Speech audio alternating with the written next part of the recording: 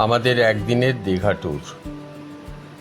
9 তারিখ সকাল 8:30টার সময় পিয়ারলেস হোটেল এসপ্লানেডের সামনে রায়পুর ক্রুইজার ভলভো বাসে উঠলাম। এরপর দীঘা যাত্রা। বাসটার মধ্যেই বায়ো টয়লেট, টি, স্ন্যাক্সের ব্যবস্থা আছে। 10টার সময় আমরা উলুবেড়িয়ার আজাদ হিন্দ হোটেলে ব্রেকফাস্ট করলাম।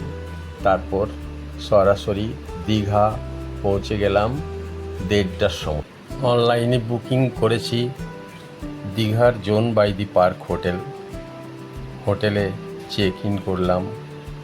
হোটেলের রুম খুবই সুন্দর, বাইরের ন্যাচারাল ভিউ আছে।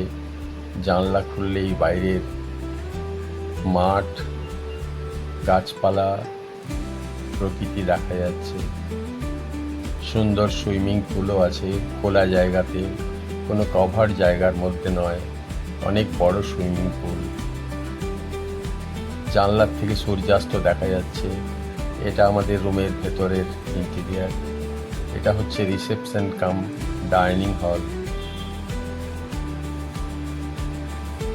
একটু রেস্ট নিয়ে আমরা বিকেলের দিকে বেরোলাম দীঘার সমুদ্র দেখার জন্য।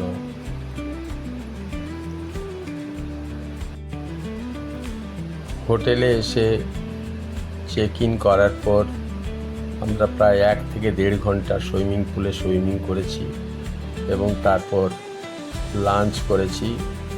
3টের আগে পর্যন্ত অর্ডার হলে বেঙ্গলি ফুড পাওয়া যায়। 3টের পরে আমরা যেহেতু অর্ডার করেছি, চাইনিজ ফুড নিলাম।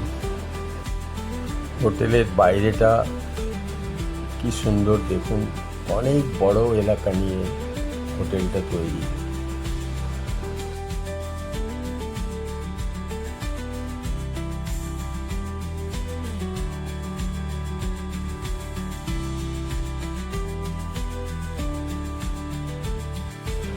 সরাসরি এরপর জগন্নাথ মন্দির ও শ্রী শ্রী জগন্নাথ দেবের দর্শন।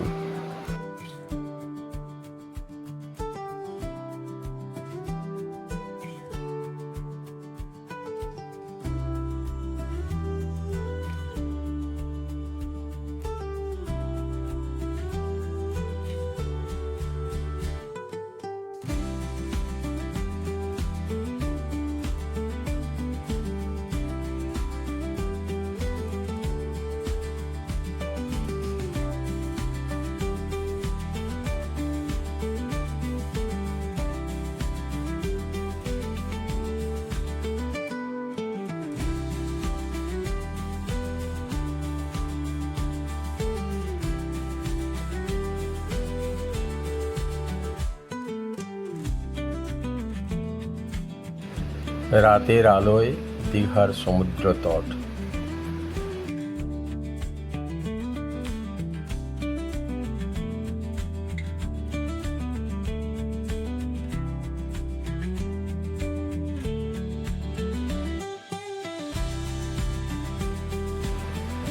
মার্কেটে একটু ঘোরাঘুরি, মাছ ভাজা, চা, মন্দ লাগে না।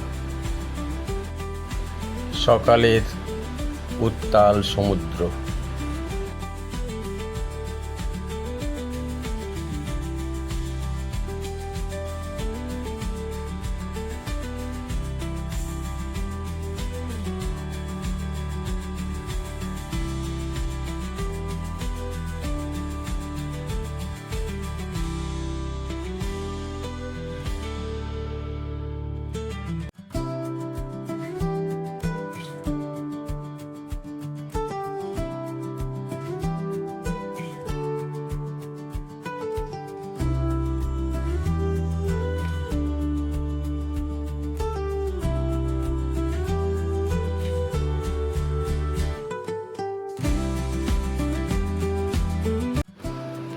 সকালবেলায় সমুদ্র পাড়ে ডাবের জল খাওয়া, এরপর ব্রেকফাস্ট, হোটেলে ফিরে তৈরি হয়ে আবার রায়পুর ক্রুইজার ভলভো বাসে ফেরত কলকাতা।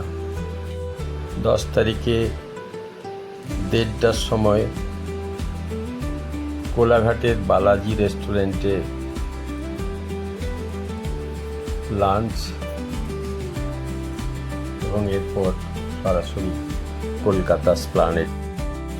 একদিনের ছোট্ট দীঘা ট্যুর মন্দ নয়, কি বলেন?